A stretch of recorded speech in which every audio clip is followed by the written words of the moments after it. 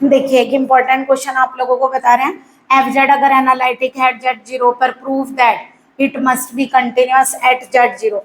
हमें बताना है अगर फंक्शन एनालिटिक है जेड जीरो पर तो वो कंटिन्यूअस होगा इस पॉइंट जेड जीरो पर। देखिए अगर हम कंसीडर करें क्या, मान लीजिए हम एक फंक्शन कंसीडर करें F Z zero plus H minus F Z zero, continuous दिखाना है ना, तो लेफ्ट और राइट और उस पॉइंट पर वैल्यू सेम होनी चाहिए।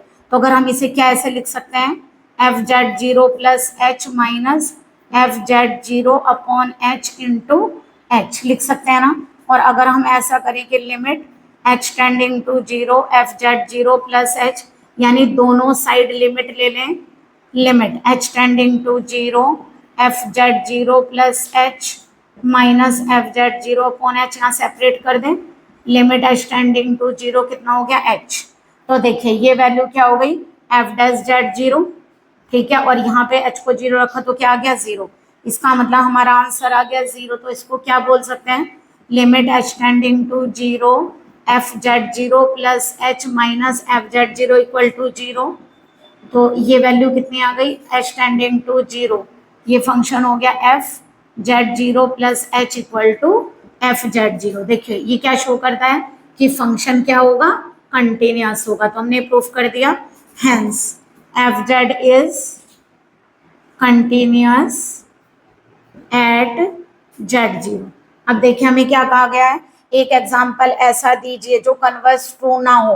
ये जरूरी नहीं है कि कन्वर्स यानी कि अगर फंक्शन एनालिटिक है तो कंटिन्यूअस होगा, बट ये जरूरी नहीं है कि अगर वो कंटिन्यूअस हो तो एनालिटिक होगा। तो देखिए एक एग्जाम्पल देना पड़ेगा, मान लीजिए हम एफ जेड को जेड बार ले लें, है ना, एफ जेड को अगर हम जेड बार ले लें तो बताइए क्या होगा, F Z equal to Z bar का मतलब हुआ एक्स माइनस आई वाई। तो क्या होगा, ये फंक्शन कंटिन्यूअस हो गया, पॉलिनोमियल फॉर्म में है, तो यानी क्या होगा विच इज ऑलवेज कंटिन्यूअस। तो ये तो हमेशा कंटिन्यूअस आ गया, ठीक है, ये कंटिन्यूअस हो गया।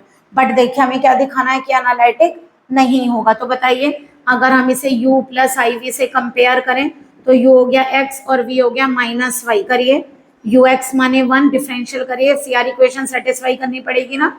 You Y zero, V X लीजिए जीरो, बट वी वाई कितना हो गया माइनस वन।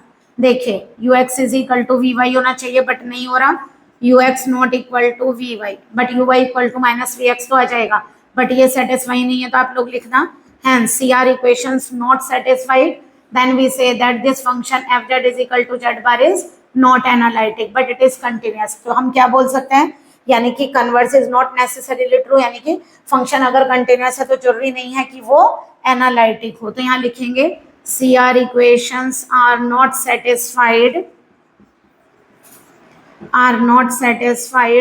hence f